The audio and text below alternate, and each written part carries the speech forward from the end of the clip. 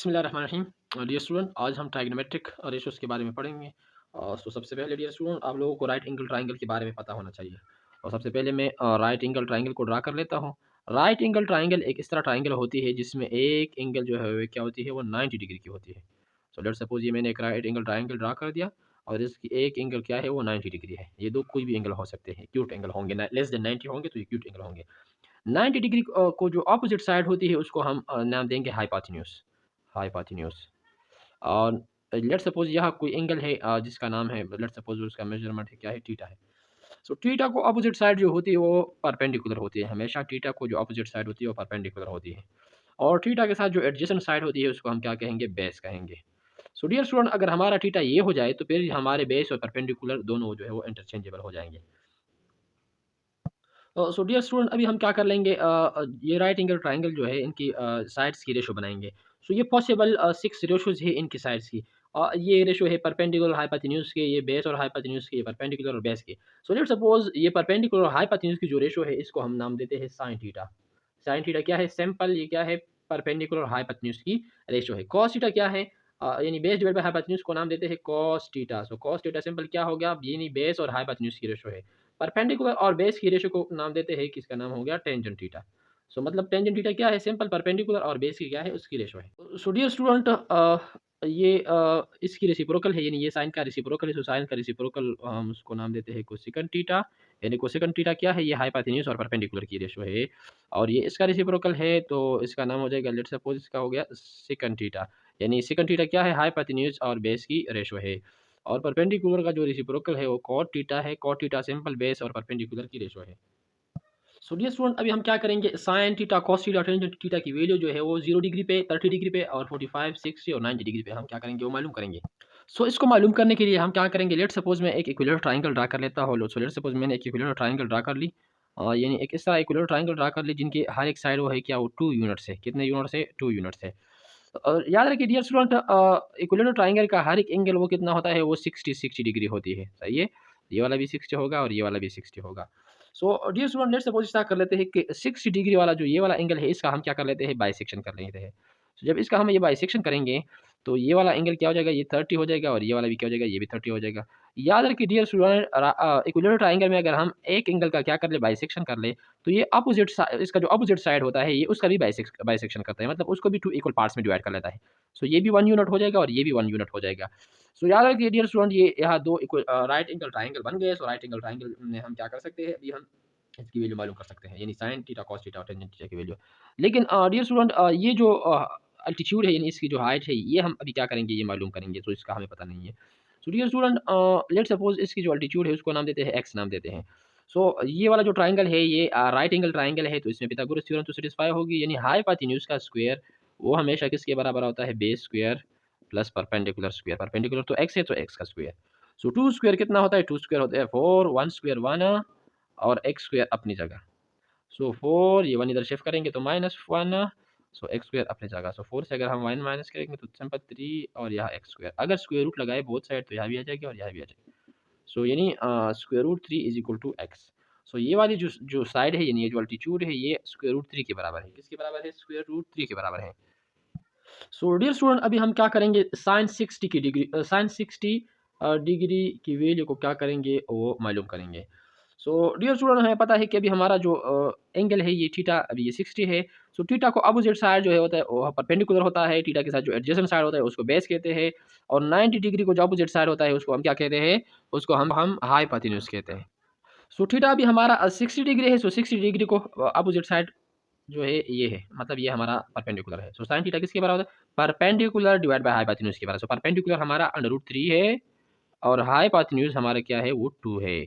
मतलब sign 60 degree की value मालूम हो गई, वो √3 डिवाइडेड बाय 2 के बराबर आ गई। अब कॉस की किस तरह मालूम करें, कॉस 60 डिग्री। सो कॉस किसके बराबर होता है, वो बेस बाय हाइपोटेन्यूज के बराबर है। लेकिन इधर हमारा जो एंगल है वो 60 ये है, तो थीटा ये है। थीटा के साथ जो एडजेसेंट साइड है, एडजेसेंट साइड 1 है। सो ये हमारा base by hypotenuse. So base हमारा इधर 1 है और बाय हाइपोटेन्यूज वो हो गया 2। सो इसकी वैल्यू आ गई 1/2। अब tan की किस तरह मालूम करेंगे, so tan 60 is equal to, tan किसके बराबर होता है, परपेंडिकुलर डिवाइड बाय हाइपोटेन्यूज। लेकिन परपेंडिकुलर हमारा sorry perpendicular divide by base के बराबर होता है। सो परपेंडिकुलर हमारा ये यानी 60 डिग्री को जो अपोजिट साइड है ये हमारा परपेंडिकुलर है। और बेस हमारा क्या है, 1 है। सो यानी इसको डिवाइड भी करेंगे तो सिंपल √3 आ जाएगा। सो इसकी वैल्यू भी मालूम हो गई। सो डियर स्टूडेंट 60 डिग्री पे हमने यानी साइन कॉस और टेंजेंट तीनों की वैल्यू मालूम कर दी। अभी हम क्या करेंगे कि साइन 30 के ऊपर भी हम वैल्यू मालूम करेंगे और कॉस 30 की भी हम क्या करेंगे, वो वैल्यू मालूम करेंगे और साथ साथ टेन 30 की वैल्यू भी क्या करेंगे, वो मालूम करेंगे। याद रखिए डियर स्टूडेंट, अभी हमारा एंगल जो है थीटा ये है, थीटा हमारा ये है। सो थीटा को अपोजिट साइड अब हमारा ये बनता है, तो ये 1 हमारा परपेंडिकुलर हो जाएगा। देखो थीटा हमारा 30 है, तो यानी थीटा को जो अपोजिट साइड होती है वही परपेंडिकुलर होती है, और हाइपोटेन्यूज हमेशा क्या होती है, वो सेम होती है। याद रखिए डियर स्टूडेंट कि परपेंडिकुलर और बेस जो है वो इंटरचेंजेबल होते हैं, हाइपोटेन्यूज हमेशा सेम ही रहता है। सो अभी हमारा एंगल 30 है, तो 30 को अपोजिट साइड 1 हो गया। सो साइन किसके बराबर, परपेंडिकुलर हाइपोटेन्यूज, परपेंडिकुलर 1 है और हाइपोटेन्यूज क्या है, वो 2 है। किसके लिए, एंगल 30 के लिए। सही है, 60 के लिए तो फिर ये वाला परपेंडिकुलर है, 30 के लिए ये वाला परपेंडिकुलर है। cos 30 की वैल्यू हम मालूम करेंगे। सो cos 30 के लिए देखो, 30 के लिए ये बेस ये है बेस है, सही है, और हाइपोटेन्यूज भाई ये, तो ये क्या आ जाएगा, बेस बाय हाइपोटेन्यूज। और टेंजेंट क्या होता है, वो टेंजेंट किसके बराबर होता है, तो टेंजेंट के लिए परपेंडिकुलर ये है, देखो 1 है परपेंडिकुलर, और यानी इसके लिए बेस क्या हो जाएगा, वही √3 हो गया। सो ये तीनों वैल्यू मालूम हो गई, यानी 30 के ऊपर साइन 30 1/2, साइन कॉस 30 जो है √3 डिवाइडेड बाई 2, और टेन 30 जो है वो 1/√3, ये इसकी वैल्यू हो गई। और सो 45 के लिए डियर स्टूडेंट इस तरह कर लेते कि मैं एक राइट एंगल ट्राइंगल ड्रा कर लेता हूँ। सो लेट सपोज एक दूसरा मैंने एक राइट एंगल ट्राइंगल ड्रा कर ली। सो इसका लेट सपोज एक साइड में लेता हूँ, ये 1 लेता हूँ, और ये भी 1 लेता हूँ। इसका ये वाला साइड, ये वाला जो एंगल है, ये मैं 90 डिग्री लेता हूँ। लेट सपोज डियर स्टूडेंट ये जो राइट एंगल ट्राइंगल मैं ले रहा हूँ, इसके ये वाला एंगल भी 45। सो अगर ये 45 है तो ये भी 45 हो जाएगी, क्योंकि तीनों एंगलों का सम 180 के बराबर होना चाहिए। डियर स्टूडेंट ये बेस और परपेंडिकुलर ये मैंने 1 ली है। अब हाइपोटेन्यूज क्या होगा, सो लेट सपोज हाइपोटेन्यूज हमारा x है। सो हाइपोटेन्यूज का स्क्वायर वो हमेशा किसके बराबर होता है, बेस के स्क्वायर के प्लस परपेंडिकुलर के स्क्वायर के। सो एक्स स्क्वायर किसके बराबर आ गया, 1 स्क्वायर 1, और इधर भी 1 square 1। So x square is equal to 1 + 1 which is 2। अगर स्क्वायर रूट लगा ले बोथ साइड तो यहाँ से ये कैंसिल। सो एक्स की वैल्यू आ गई √3, यानी ये वाला जो साइड है ये हमारे पास आ गया सॉरी ये √2 है, सही है, तो ये वाला साइड हमारा आ गया √2। सो डियर स्टूडेंट अभी हमारा जो थीटा है ये 45 ये है। सो 45 को जो अपोजिट साइड होगी वो परपेंडिकुलर, और 90 डिग्री को जो अपोजिट साइड होती है वो हाइपोटेन्यूज, और थीटा के साथ जो एडजेसेंट साइड होती है उसको हम बेस कहते हैं। सो साइन किसके बराबर है, साइन 45 परपेंडिकुलर बाय हाइपोटेन्यूज। सो 45 के लिए ये भी ले सकते हैं, देखो दोनों 45 45 है, तो ये भी ले सकते हैं और ये भी ले सकते हैं।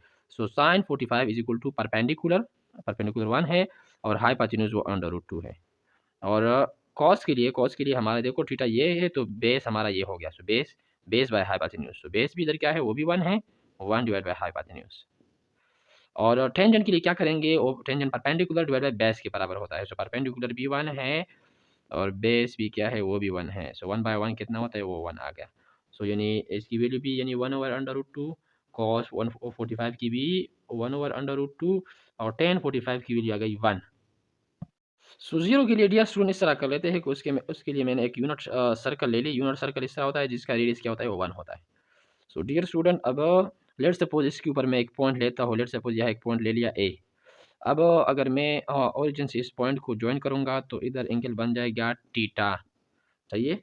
अब ए से अगर हम एक एक्सिस को परपेंडिकुलरली ज्वाइन कर ले, तो इसको मैंने परपेंडिकुलर ज्वाइन कर दिया, तो अगर परपेंडिकुलर ज्वाइन किया है तो इधर 90 डिग्री एंगल बनेगा, सही, तो राइट एंगल ट्रायंगल बनती है। तो अभी हमारा परपेंडिकुलर ये है।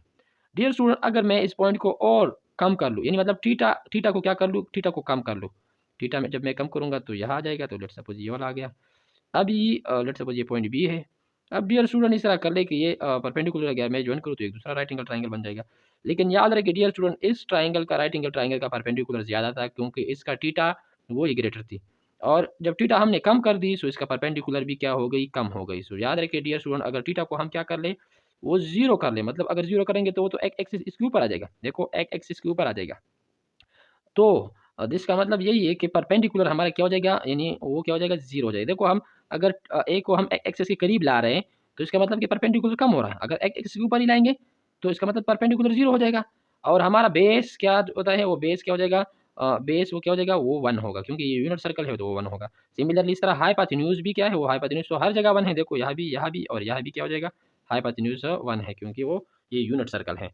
तो साइन जीरो किसके बराबर आ जाएगा, देखो sine zero is equal to वो किसके बराबर होता है, perpendicular divided by hypotenuse. Perpendicular 0 है डिवाइड बाय हाइपोटेन्यूज 1 है।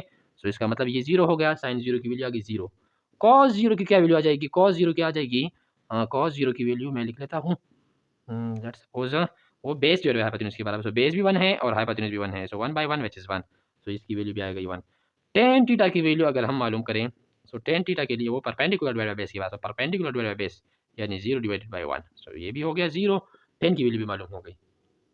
सो 90 डिग्री के लिए हम यही यूनिट सर्कल लेते हैं। सो लेट्स सपोज़ अगर मैं यहाँ एक पॉइंट ले लूँ, ए पॉइंट ले लूँ और लेट्स सपोज़ यहाँ एक एंगल बनता है, जो भी लेट्स सपोज़ थीटा एंगल बनता है।